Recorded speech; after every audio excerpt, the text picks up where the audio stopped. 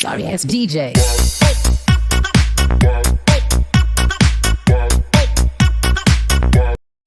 Hi guys, ako pala si Ken Ryan. Welcome to my channel. Kung bago ka sa YouTube channel ko, don't forget like, shares, and subscribe. And papindot na rin ng bell para updated ka sa videos ko. Ang pangalan pala ng channel ko ay yung Parong Vlog. Ang mga binablog ko ay about sa mga agriculture and sa pagtatanim sa palayan.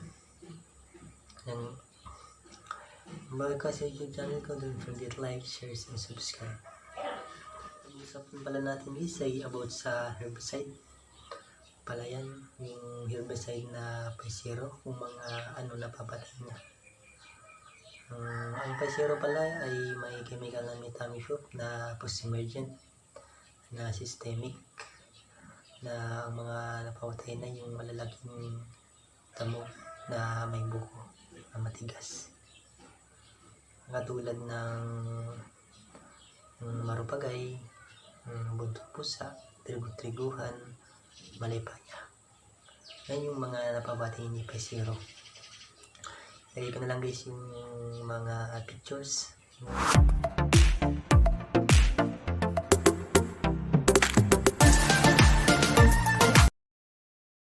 Ang kagandahan ng herbicide na to ay malamig ito sa palay at hindi na ninilaw yung palay sa pag-apply ng herbicide sa palay natin.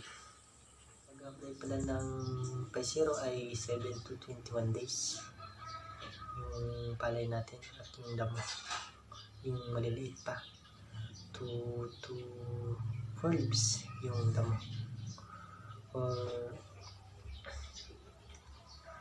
kaya nang mapatay na yung more than 30 days yung damo, pero tatasan nyo yung dosage.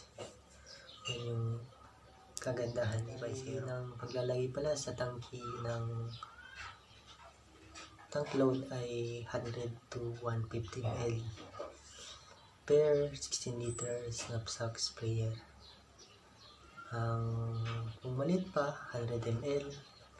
Sabi ko nga, mas maganda kung bata pa kontrolin yung damo. Sa tablespoon naman ng babasihan ay 7.5 to 10 tablespoon per 16 liters knapsack sprayer. Yung epektibo ng Paisero, after 3 days mapapatubig tayo, or 24 to 48 hours tayo magpatubig para mapatay yung damo at makontrol. Didilaw yung damo dahil nga nag-apply tayo ng matay damo. Punta yun sa dahon pababa papunta sa buko o sa kamot para mamatay yung damong pinatay natin. At least dapat kayo naka-PPE, personal protection equipment, sa palay natin. Ngayon, para safe tayo palagi sa pag-apply ng herbicide, ng medisina. Face mask kayo, naka-guantes and jacket and pants and cap and boots para sigurado tayo palagi. And don't forget like, shares, and subscribe. And papindot mo rin ng bell para updated ka sa mga videos ko. Thank you guys sa panonood sa channel ko, sa pag-suporta.